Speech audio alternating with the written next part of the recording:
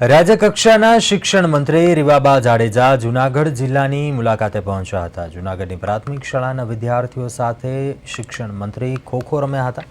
રીવાબા જાડેજાએ જૂનાગઢની પ્રાથમિક તેમજ માધ્યમિક શાળાની મુલાકાત લીધી હતી અને વાલીઓ સાથે ચર્ચા કરી હતી। એસએમસીની મીટિંગ પણ જ્યાં મીટિંગમાં તેમણે હાજરી આપી। શિક્ષણ મંત્રીએ મધ્યાહન ભોજન યોજનાના વખાણ કર્યા। કહ્યું કે અહીં બાળકોને ગરમ અને શુદ્ધ ભોજન આપવામાં આવે છે। શિક્ષણ મંત્રીએ મધ્યાહન ભોજનમાં બનાવેલ ભોજન વિદ્યાર્થીઓ સાથે સ્વાદ માણ્યો। સાથે જ નિપુણ ભારત યોજના અંતર્ગત એક વિદ્યાર્થીનીએ લખેલ પુસ્તકનું પણ વિમોચન કર્યું। વિદ્યાર્થીઓ દ્વારા બનાવેલ અલગ અલગ પ્રોજેક્ટો નિહાળ્યા હતા।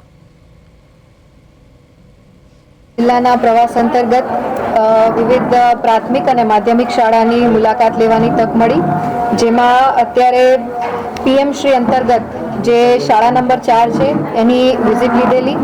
ખૂબ સરસ શિક્ષણ, મૂલ્યો આધારિત, સંસ્કાર આધારિત અને ઇન્ડિવિજ્યુઅલ બાળકનું જે કેલિબર છે એમાં બાળક કેવી રીતના વધારે સારું કરી શકે એના ઉપર ભાર મૂકતી આ શિક્ષણ વ્યવસ્થા। ત્યારે હું આ શાળાના આચાર્ય, શિક્ષકગણ અને તમામ વાલીઓનો ખૂબ ખૂબ હૃદયપૂર્વકનો આભાર માનું છું કે જેમણે આ સરકારના વિભાગ ઉપર અને સરકારી શાળા ઉપર જે ભરોસો દાખવ્યો છે અને ભરોસો સંપાદિત કરી અને આ બાળક જે અહીંથી ભણી અને શ્રેષ્ઠ શિક્ષણ અર્જિત કરી અને સમાજ જીવનમાં ખૂબ સરસ યોગદાન આપે એ પ્રકારની વ્યવસ્થા અહીં જોવા મળી।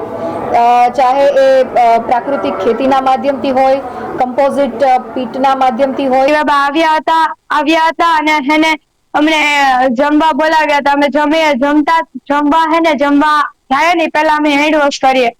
હેન્ડ વોશ કરતી વખતે હેને હું હેન્ડ વોશ કરતી હતી ત્યાં રીવાબા આવ્યા અને મને કીધું કે આપણે બેને સાથે જમવું છે। મેં કીધું કે હા, આપણે બેને સાથે રમવું છે।